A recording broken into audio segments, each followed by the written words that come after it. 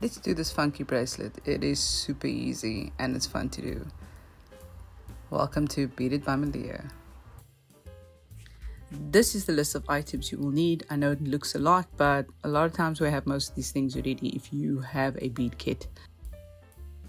Let's start off with measuring our wrist. If you are making it for yourself or if you're making it for someone else, make sure that you know what their wrist size is in order for you to know how long you are going to make it. Adding pins to keep track of the measurement of my bracelet.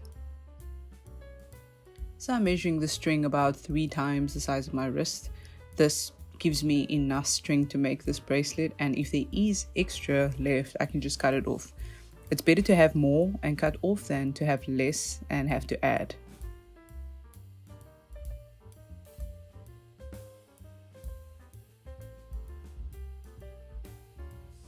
I'm using the tiger tail. I do have a beaded needle, but I'm going to use the tiger tail because it has a better opening and easier to slide off the string when I add the bead to the string. So to give it a nice start and finish, I'm adding a bead cap with a small bead in the middle and then another bead cap on the top. This gives the bracelet a nice professional look at the ends of the bracelet.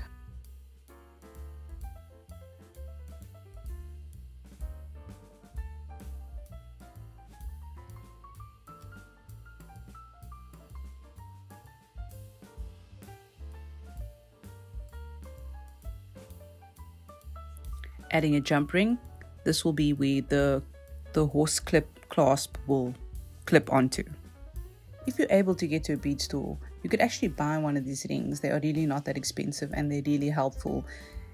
It beats me having to take both of my pliers and having to open this. When you just have the ring on your finger and you can just open these jump rings, it really saves a lot of time.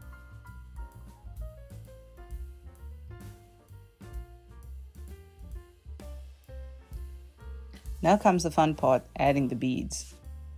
So the amount of beads that I'm using at the moment is about 12 green beads and then 22 white beads. And the pattern will be 1 green, 2 white, 1 green, 2 white, 1 green, 2 white.